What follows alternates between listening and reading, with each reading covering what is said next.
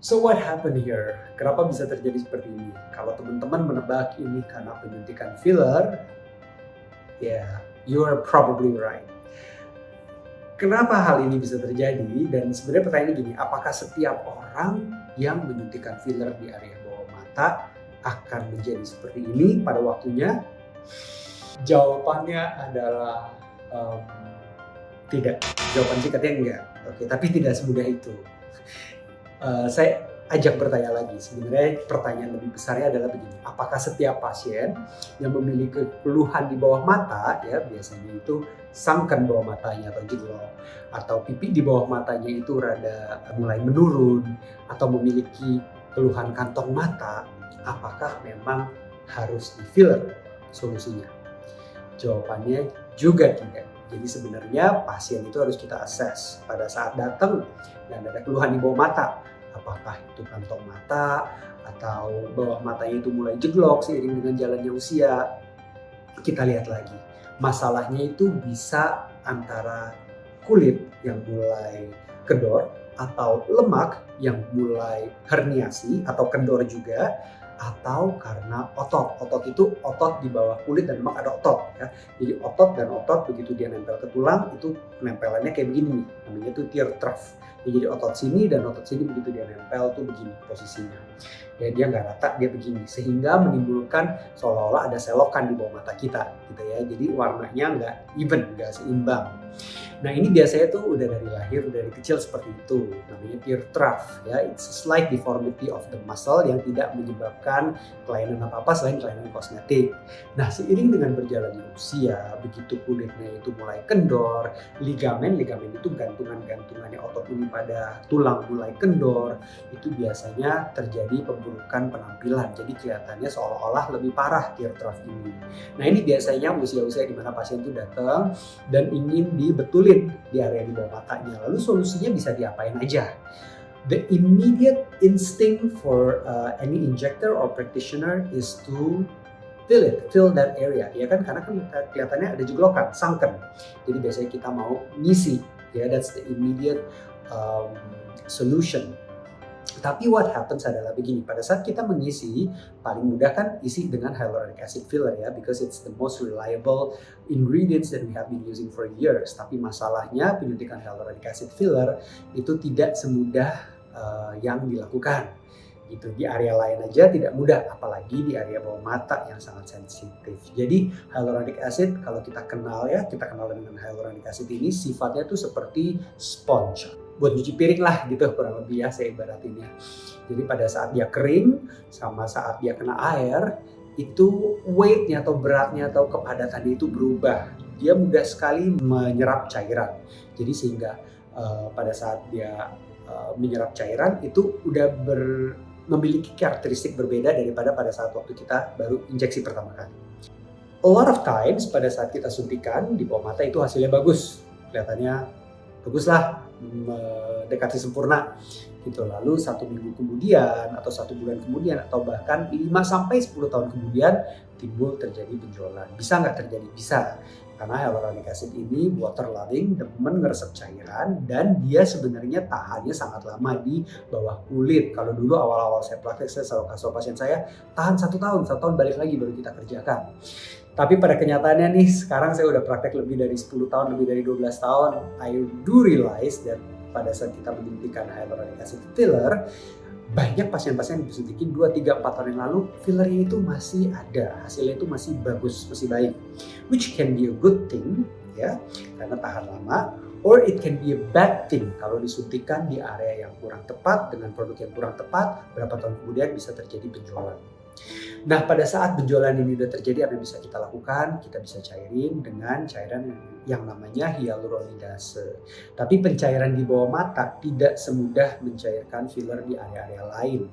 Karena di bawah mata itu tekstur dan anatominya lebih kompleks. Ada pembuluh darah, ada lymphatic drainage atau kelenjar limfa dan saluran-saluran limfa, lalu ada syaraf. Jadi pada saat kita suntikan di bawah mata tuh a lot of times pada saat dia swollen dan swelling dan bengkak, itu tidak semudah itu untuk dicairkan. Kadang-kadang butuh 5 sesi atau lebih masih belum cair secara sempurna ya. Jadi Saya balik lagi ke pertanyaan tadi.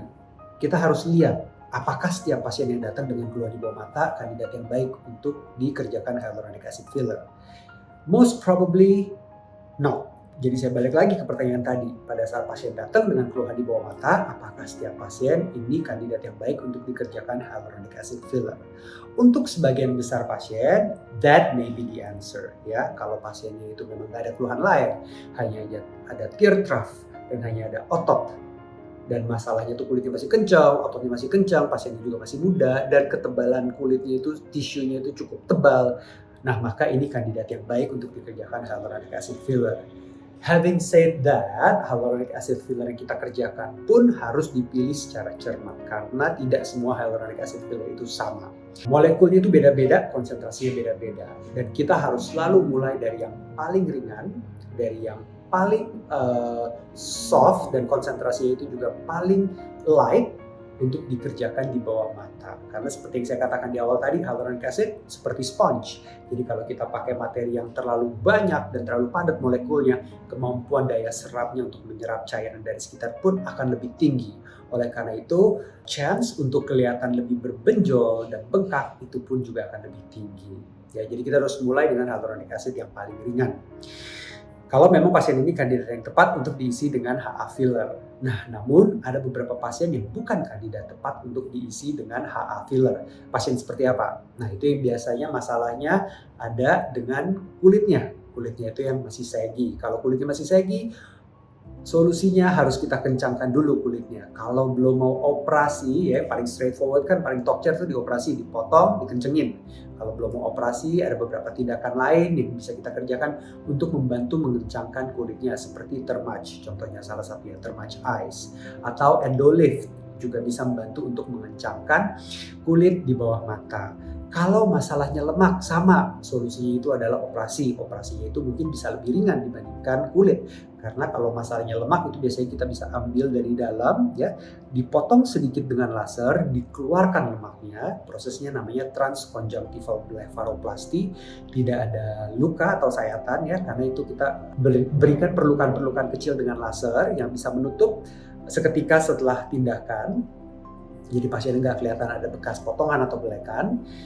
Kalau belum siap untuk di transconjunctival, bisa diapain? Bisa dikerjakan thermage atau endolift tadi, karena thermage dan endolift itu bekerja di bawah mata untuk mengencangkan kulit sekaligus untuk menghancurkan lemak.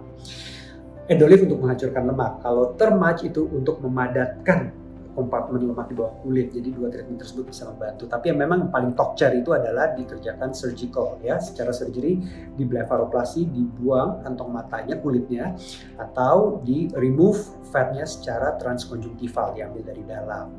Nah, ketika ini udah dikerjakan, pada umumnya pasien udah happy tuh, udah satisfied, udah bagus hasilnya di bawah matanya. Sometimes what happens adalah walaupun kulitnya dan lemaknya udah dikencangkan, masih ada urusan otot tadi, tear trough tadi, yang memang secara genetik itu banyak orang Asia yang seperti itu porsi wajahnya. Jadi apabila itu masalahnya, setelah kulit dan lemaknya dikencangkan, bisa kita ratakan hollowness ini dengan pilihan HA filler, ya, balik dengan pilihan pertama, atau pilihan kedua yang juga baik adalah fat graft. Fat graft itu berarti lemak dari pasien tersebut diambil, dipisahkan, bisa menjadi microfat atau nanofat, ya. Microfat itu partikelnya lebih besar, nanofat partikelnya lebih kecil. Kita pilih-pilih pasiennya, ada yang cocok dengan yang partikel besar, ada yang cocok dengan partikel kecil. Biasanya kalau yang kulitnya lebih tebal dan sunkenness-nya atau jeglokannya itu lebih dalam, itu kita bisa gunakan microfat. Kalau yang kulitnya lebih tipis, jarak antara kulit ke ototnya itu juga distance-nya lebih pendek, lebih dekat, kalau kita menggunakan microfat juga sama, bisa terjadi benjolan. Benjolannya beda dengan benjolan filler. Benjolan lemak itu biasanya warnanya sama dengan warna kulit, dan partikel benjolan itu seperti poket-poket gitu, ya. Kalau filler itu seperti sosis dan warnanya sedikit kebiruan karena karakteristiknya berbeda. Bagi pasien yang kulitnya lebih tipis dan jeglokan yang nggak terlalu dalam, itu biasanya kita kerjakan nanofat, ya. Sistemnya sama diisi, cuman materi pengisiannya berbeda. Instead of using gel, we are using the patient's own fat. Pada saat ini semua treatment udah dikerjakan Dan apabila memang masih ada garisan-garisan halus di bawah mata yang belum hilang dengan tindakan pembedahan, bisa kita lakukan tindakan yang namanya ablatif atau fractional laser. Biasanya kita menggunakan erbium laser, ya, dermablade erbium, untuk di resurface. Jadi kolagennya itu dibakar sehingga menimbulkan kolagen-kolagen baru. Seiring kita kerjakan laser, biasanya itu saya suntikan PDRN atau salmon DNA, ya, bisa dikenalnya. PDRN ini adalah suntikan pro-collagenesis. Jadi pada saat kita bakar kolagennya, kan kita berharap kulit tersebut menimbulkan kolagen baru. Nah, pada saat kita suntikan PDRN ini, kolagen yang diciptakan itu bisa lebih cepat dan lebih efisien keluarnya. Jadi berikut adalah solusi-solusi yang bisa kita kerjakan untuk keluhan kantong mata atau sunkenness atau jeglok di bawah mata. Nah, jadi untuk merangkum pertanyaan yang saya tanyakan tadi, why did this happen? This is probably caused by incorrect filler injection on the incorrect indication. Ya, jadi penyuntikan filler yang salah pada pasien yang salah. Gamblangnya begitu. Jadi saya mau jawab lagi pertanyaan yang saya tanyakan di awal tadi. Apakah ini akan terjadi pada setiap pasien yang menyuntikkan filler? Jawabannya adalah tidak. Tapi pertanyaan lebih besarnya adalah apakah setiap keluhan kantong mata atau jeglok di bawah mata itu harus di filler? Itu jawabannya juga tidak. Harus kita pilih secara tepat. Dan memang banyak opsi dan pilihan-pilihan lain. Dan harus dipilih dengan tepat. Oleh karena itu, there is never a one treatment fits all.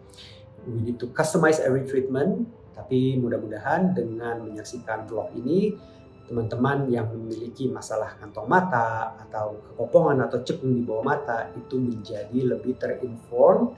Ya, mudah-mudahan dengan informasi ini teman-teman yang memiliki keluhan di bawah mata bisa memilih pilihan treatment yang paling tepat untuk